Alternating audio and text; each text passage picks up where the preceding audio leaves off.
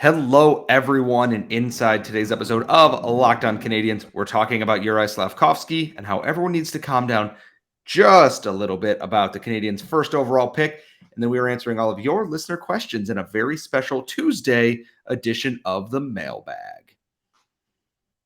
For Locked On Canadiens, your daily podcast on the Montreal Canadiens, part of the Locked On Podcast Network, your team every day.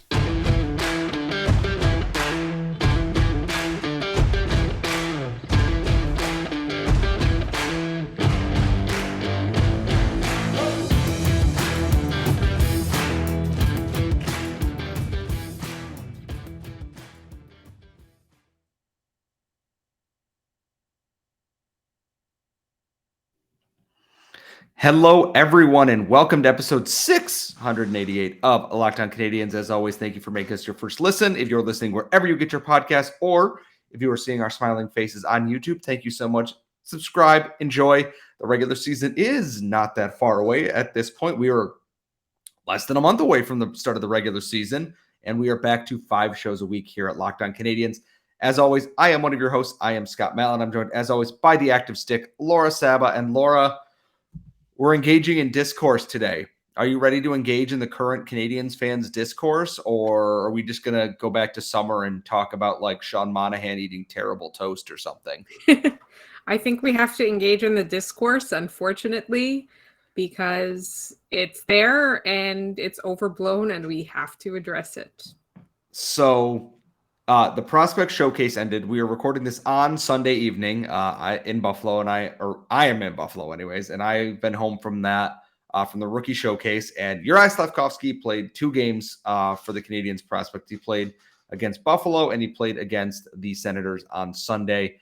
And the main thing that I have seen so far is people freaking out that he just did not dominate this, showcase tournament. He didn't score 1 million goals.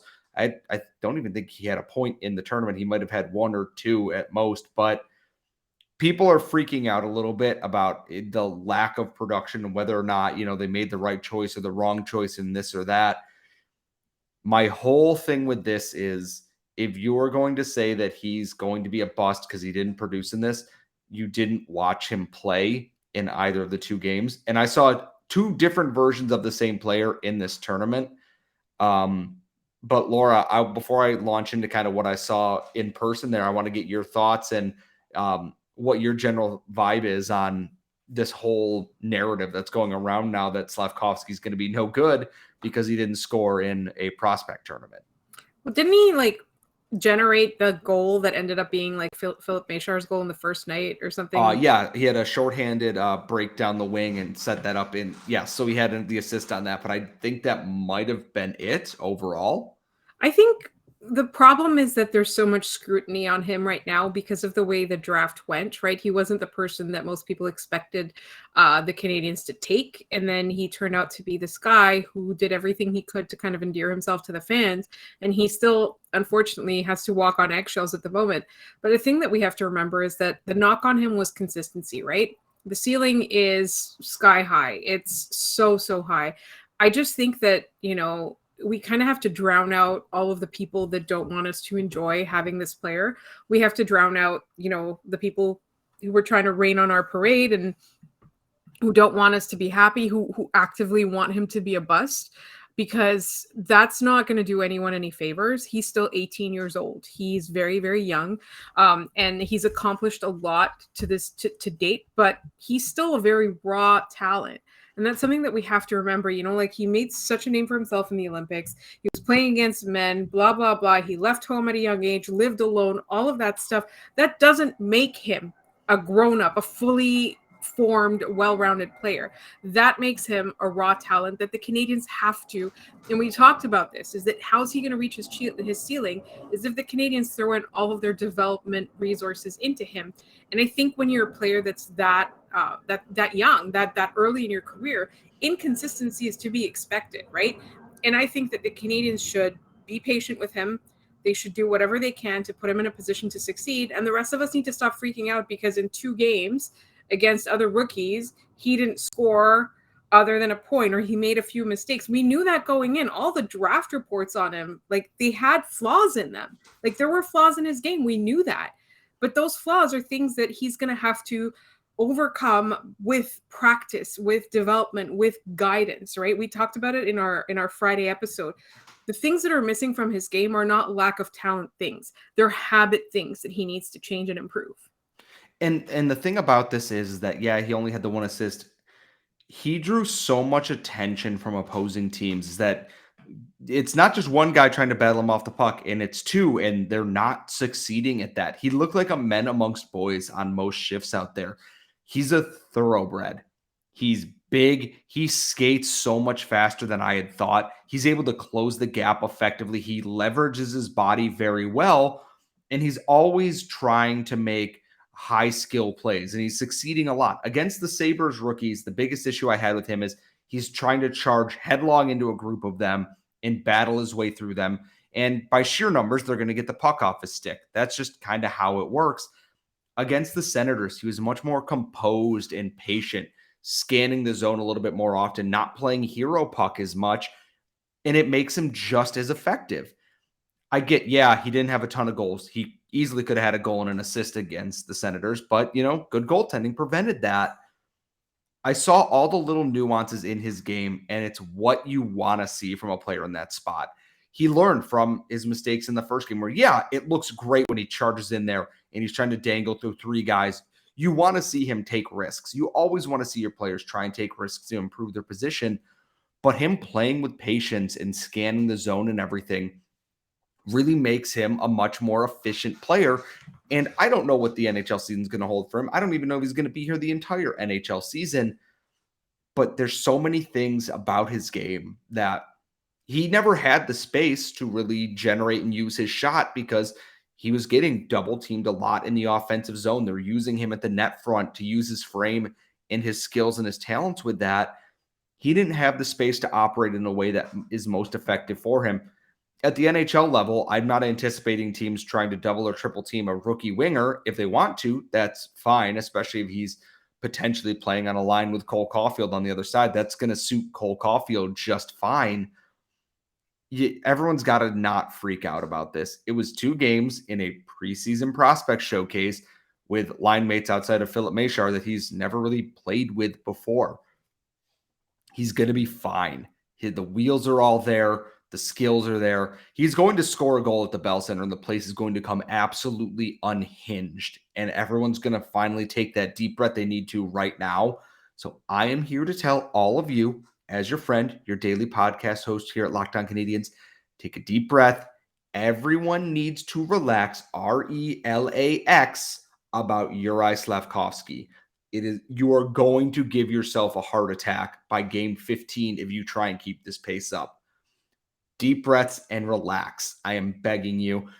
We are going to change gears a little bit here. It is Tuesday when you were listening to this, and we had to push off the Friday mailbag last week because of the prospect showcase. So coming up in our next segment, we are going to dive into your listener questions on a very special edition of the mailbag. But first, we have a word from our sponsors at betonline.net. They are your number one source for all your pro and college football betting needs. And if you're looking for daily matchups, news, podcasts for every game in the NFL or NCAA, they've got you covered. And if football isn't your speed, they've got baseball, they've got golf. The NHL season's right around the corner. They got boxing and MMA. There is something for everybody at BetOnline. You can get all your live wagering, esports, scores, and more all on one easy-to-use website. So head to betonline.net today or use your mobile device to learn more about the trends and the action. BetOnline, where the game starts. So we are back. We are jumping into the Tuesday edition of the mailbag this week. We promise these will be generally on Friday once we get our schedule back on track here, 5 shows a week. If you want to send us questions at @LO_Canadiens on Twitter, LockedOnCanadiens@gmail.com. You can put them in the YouTube comments. Don't be a jerk. We don't like jerks. No one likes jerks. Laura, what do we have in the mailbag to start today? So Paul G left a comment on our predictions episode, which was a couple of weeks ago, but we're just getting to the mailbag questions now. with so many forwards, also Paul G pointed out that we forgot Schooneman when we were talking about who might be in the NHL lineup on defense. For the mailbag, with so many forwards, don't you think Hughes will have to move off his stance of retaining some part of Hoffman or Armia's contract in order to get some value back in a trade? I'm pretty sure we didn't do this episode. We didn't do this question, did we? I don't think so, and I also don't think he's going to have to, because teams are going to be looking for pieces in the preseason here. Injuries are going to happen. Someone might not be a fit, and they might not be ready to make the jump into the NHL, and teams are going to need to fill those spots. Someone brought up a very good point that we were talking at the rookie tournament that, well, this player could be only a Mike Hoffman ceiling until they're going to be a regular NHL player. There's no downside to that. Mike Hoffman is not a bad player overall. He's just not a player the Canadiens need right now, hence wanting to move him out. Same with Joel Armia. They are a luxury that the Canadiens do not really need or can afford at this point. There are teams that would love Joel Armia. Just the way that he plays hockey, I think, is very appealing to a lot of teams. And some teams are going to want a Mike Hoffman, a guy who can score power play goals. Hughes is a player agent first and foremost. He knows how this works, and he knows how to play the long game on this. Is he might going to have to, take a lower trade than he originally wanted? Potentially, yeah. But I don't think his whole retaining thing is going to be an issue here. There are a lot of teams with a lot of cap space still out there who are going to want to add pieces. I don't think it's going to be as big a deal as we think of. Everyone is now just getting back into the office, I guess, at this point for NHL GMs and front offices. Things are going to start snowballing here very quickly. Like, I expect a lot of news in the next week or so as they get ready for training camp, inter-squad games, and the start of the NHL preseason. And I agree with you on that. And sort of in the same sort of vein, Patrick L on YouTube, I feel like Montreal should look to maximize the returns for the trade deadline. Who do you think has the most value in a trade other than Suzuki and Caulfield? If this means playing Slafkovsky in the AHL to try and get Drouin, Hoffman, or Anderson on the first line to boost their point totals and perhaps getting a better return. So who do you think has the most value for the Canadiens? I think GMs would pay the most for Josh Anderson. Josh Anderson and Christian Dvorak, honestly. Christian Dvorak is someone that I'm now talking myself out of even wanting to trade at this point, because I think we don't know where Kirby Dach's at overall. And I think Christian Dvorak is someone who is so multifaceted and enjoyed a lot of success under Martin St. Louis that getting rid of him right now feels like a step in the wrong direction. I know Sean Monahan is here, but we're also expecting he's not going to be here past the trade deadline in February. So I've kind of talked myself into thinking Dvorak should stay, but I would understand if they traded him. I think there's a lot of value for a very good two-way center, a guy who can contribute on your power play and your penalty kill and at 5-on-5. But Josh Anderson just has that. He has that golden gift. He's big, very big, and he's very fast. And the NHL, despite all of its progress towards modernizing as a league, has GMs who look at someone like Josh Anderson and go, I got to get that guy immediately. He's big. He skates like the wind. He hits like a Mack truck. He will fight for his teammates. He's devilishly handsome. He makes Leaf fans angry. Josh Anderson is a GM's dream. Yeah, there are flaws to his game that we know, but at the same time, there's so much value in that. The contract's a little rough, but if a GM really wants Josh Anderson, a GM's going to go ahead and get Josh Anderson at some point. So I think that they are right that he has the most value, but I think Dvorak has a sneaky amount of value as well for this team. One more question, Patrick L. Second question before we end this segment. Second question, say for bottom three at or nearing the trade deadline, say with Chicago and Arizona in the mix, would you trade Slafkovsky to one of those two teams, with other parts obviously, to add an extra chance to get the first overall pick, if another team would be willing to do this? No. Like, we're not trading the first overall pick less than a year into his tenure in Montreal to try and get another first overall pick. If you're in the bottom three, you're still not going to be good. And I don't think the Habs will be bottom 3, bottom 5, 10 easily. Yes, bottom 3, no. Chicago went literal scorched earth on their team. Like, they have 3 kids in a trench coat and like their starting lineup. It's fine. I don't want to give up on this kid before we see him. Because the thing is, we've seen in the past, it was John LeClair was a big, powerful winger. He had some good, if not inconsistent seasons with the Montreal Canadiens. And then he went off to Philadelphia. And with Eric Lindros, they formed that Legion of Doom line. And everyone goes, we haven't had a power winger like that since then.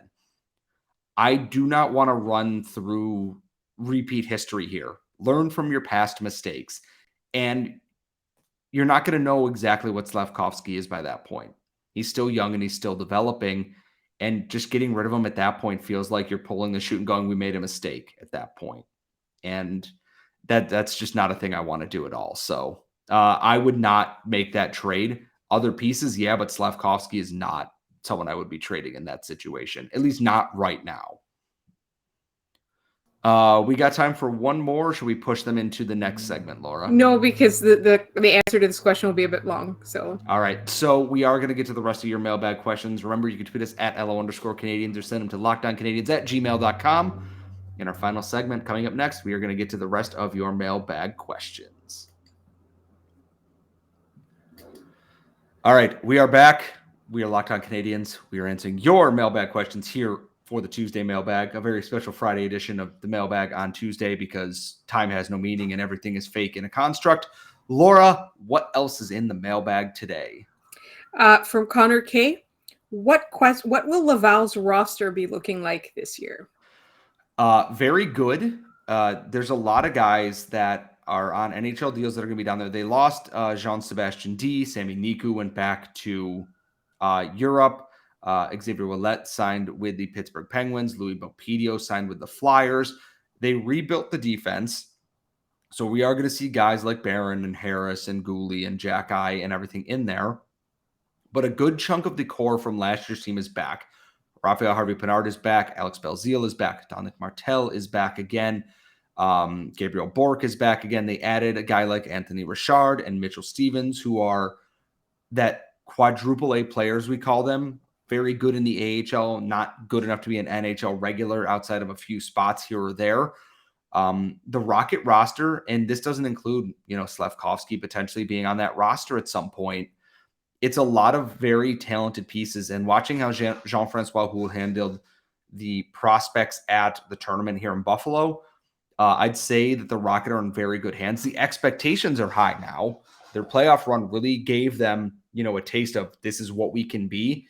I think they've improved the team on last year.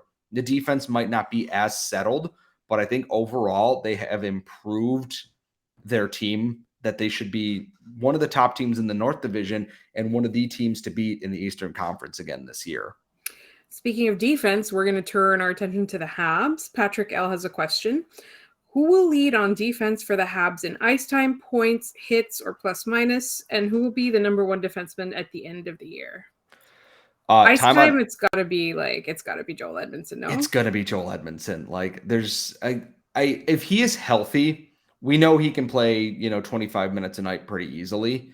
Mike Matheson will also be up there. I think Matheson will be your points leader on defense as well. I think they're really excited to see what he can do on the power play this year.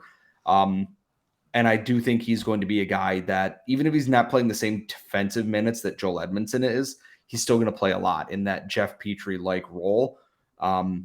Hits and plus minus.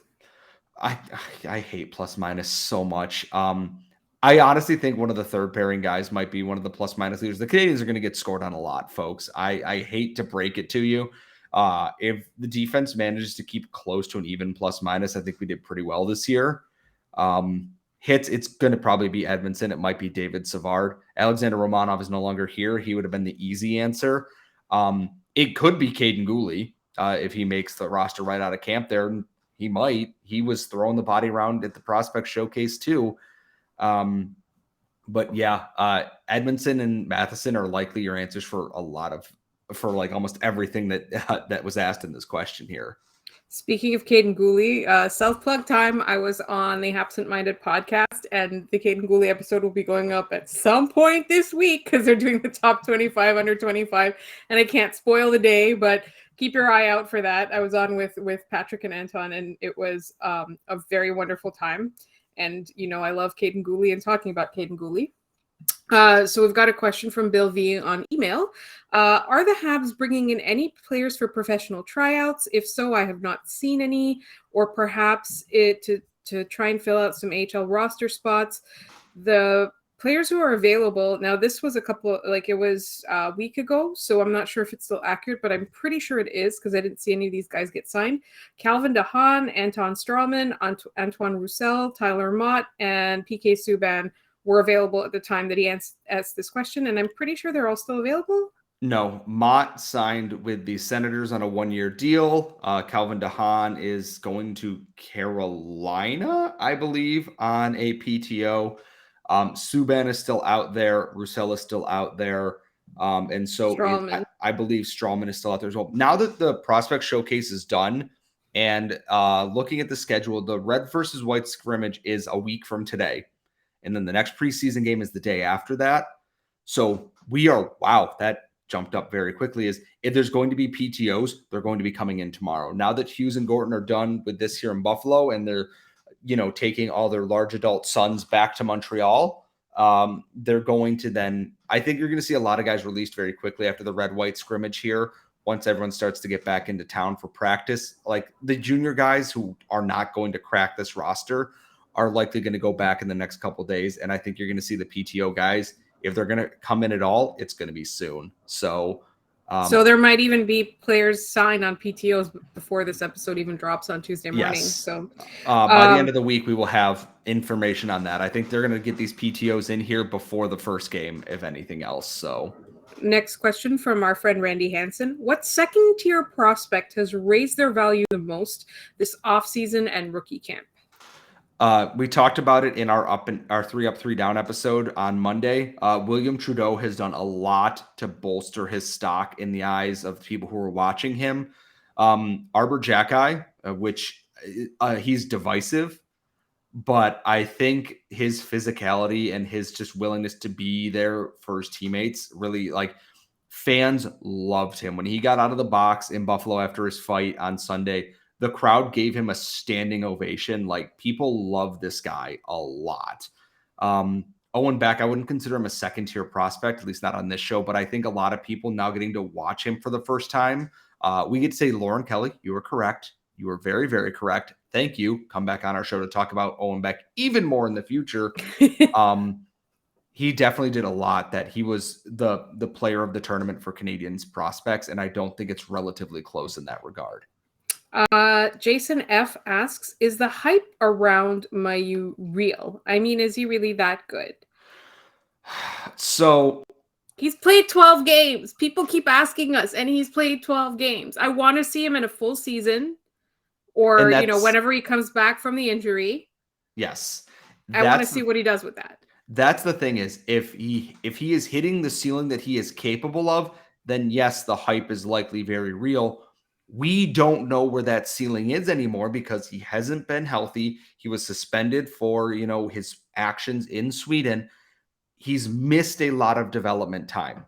And the thing about it is he has a hard shot. He can play physical. He can combine a lot of things that people like seeing from Caden Gooley and Arbor Jacki and etc. But we don't know if he can consistently do those because he hasn't been in the lineup. And now he's coming back from a shoulder injury. He was not able to play in this tournament. And I think a lot of people wanted to see that. I don't have a chance to watch him all that often because he's not in the lineup. I can't form a full opinion of his game off of 12 games in the OHL. It's just not possible. I want to make it clear. I want to make it like we're not frustrated with the person asking this question. We're frustrated with the hype. Yes. Here's the thing is, like, if he plays well, great. Awesome. I just don't know what his ceiling is at this point. And I know that there's nuances dead on the internet, but like, this is not related to his off-ice stuff. This is just, I don't know. Yeah. I am giving you my opinion as someone who, I'm not going to call myself a scout, who analyzes prospects and watches prospects in the AHL and the junior leagues. I don't know what to make of him because he has not played enough for me to form an opinion of him. That's simple. Too. Like, I think the question is legitimate. Like, is he really that good? I think that question is absolutely legitimate because there's so much noise around him for good reason, right?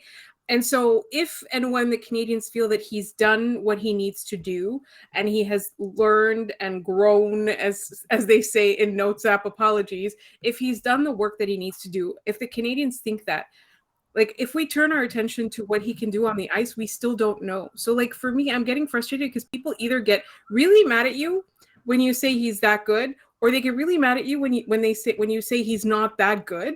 And I really strongly believe that the answer is somewhere in between right now. Like, I don't think that you can definitively say he's that good or that bad. I don't think so. All I can say is that he's injured and he's played 12 games.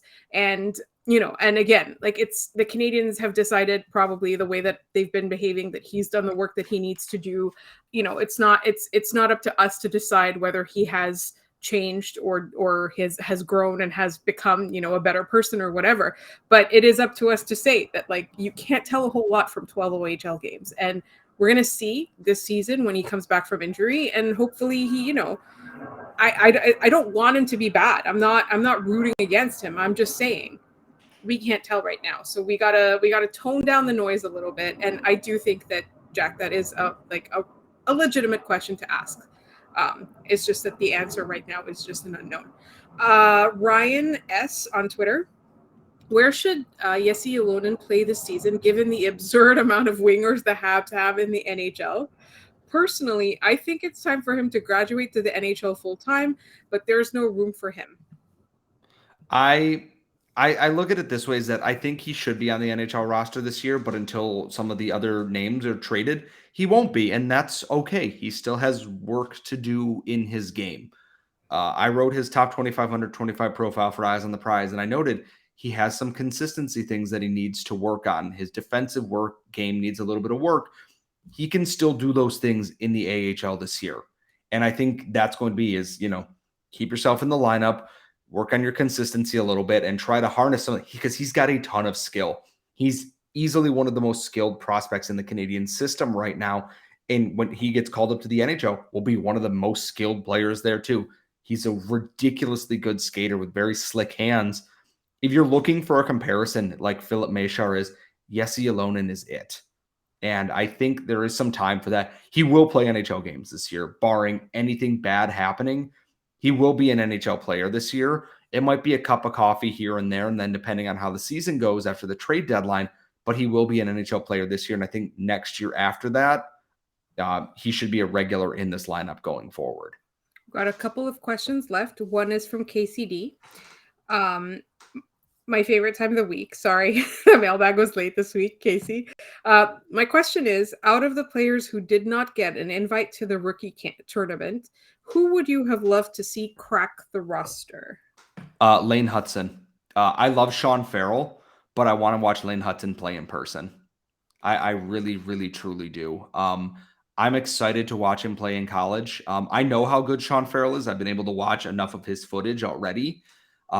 Watching how the smaller guys played so well in this tournament, it only made me want to see Lane Hudson play more, honestly. Like, he has the potential to be something really, really special for the Montreal Canadiens.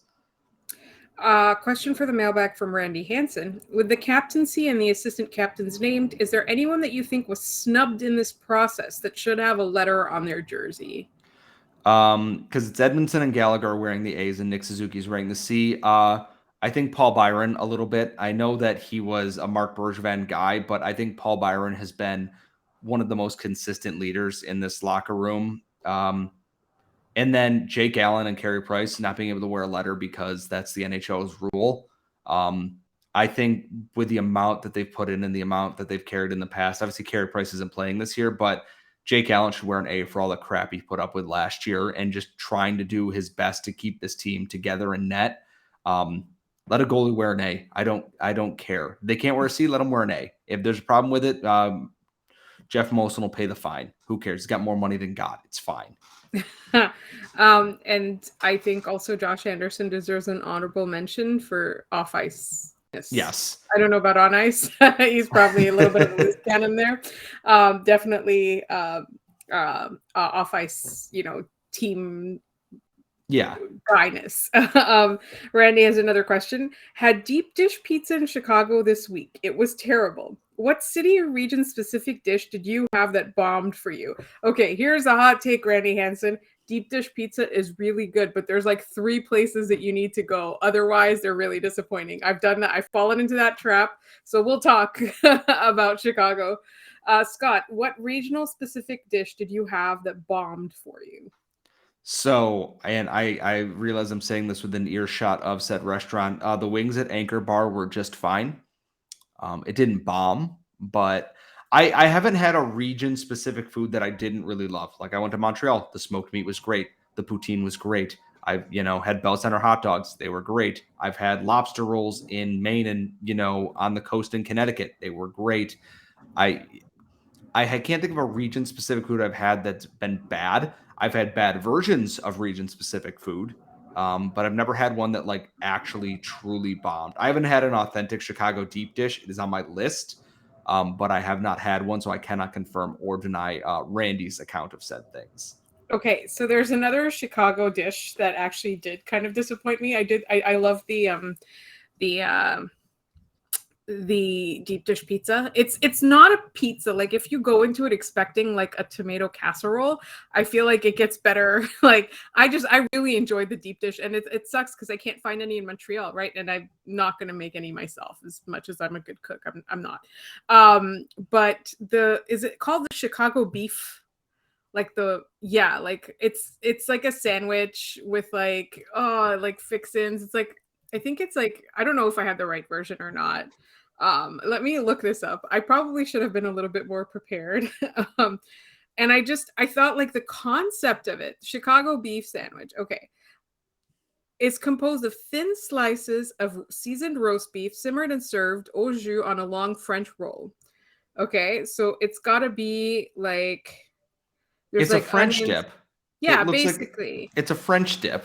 And I Like was expecting something that like would wow me, and I just thought, all right, it's a decent enough sandwich, but it wasn't anything special.